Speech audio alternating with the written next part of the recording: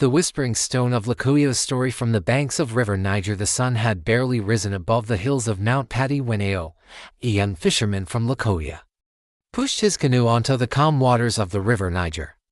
At 14, he was already skilled with nets and paddles, but today he felt an unusual pull in his chest as if the river itself was calling him.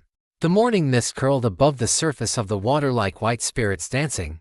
Birds circled overhead, their cries echoing across the wide confluence where the Niger and Benue rivers met like old friend. Ao cast his net once, twice, thrice. Nothing. It was strange. This stretch of the river was usually rich with fish.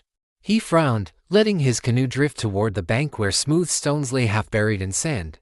That was when he noticed it.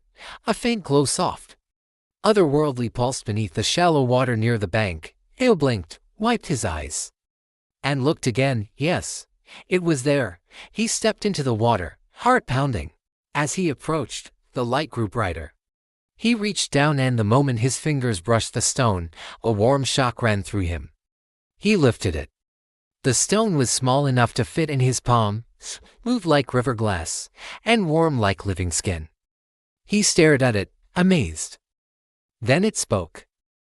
A voice, gentle and ancient, echoed in his mind. Child of the waters, you have awakened me. Ao froze. He looked around. No one was there.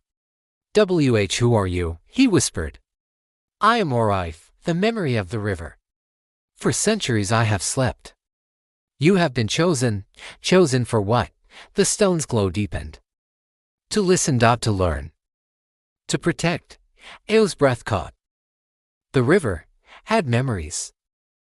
Images flooded his mind, centuries flashing like lightning, long vanished boats gliding across the Niger, warriors paddling in haste, ancient traders bringing salt and cola, spirits dancing on moonlit waters, a forgotten city swallowed by time and silt. Ao gasped and dropped the stone. But it did not fall. It hovered above the water, spinning slowly. The river is in danger, the voice said. Listen. Ao listened.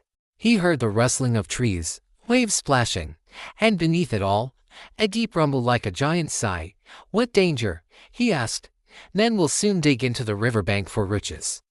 What they seek will poison the waters, and the river will bleed. Ao knew what the stone meant. He had heard rumors, strangers talking about mining near the river. His people depended on the Niger for water, food, and life. If it was harmed, what can I do? Ao whispered. Tell them. Warn them.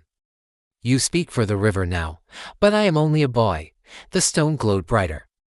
Even a small stone makes ripples across the whole river. Ao felt courage rise in him. He picked up the stone again and ran home. The boy who spoke for the river. At first, the elders laughed. What could a boy know that they did not? But Ao persisted. He told them everything the stone had shown him. Days later, when surveyors arrived with machines to dig near the river, the elders confronted them. After long arguments, the men left angry but defeated. Ao returned to the river with the glowing stone. Did I do well? He asked. Yes, the stone whispered. But this is only the beginning. The river always needs guardians. What happens now? Ao asked. The stone dimmed slowly, returning to its normal state. When the river needs you again, you will hear my whisper. Ao slipped the stone into a leather pouch and wore it around his neck. From that day, he was no longer just a young fisherman. He became the Ao, the river listener, guardian of the Niger, and on quiet nights, when the moon was bright and the world was still, he could still hear the stone whispering ancient secrets only he could understand.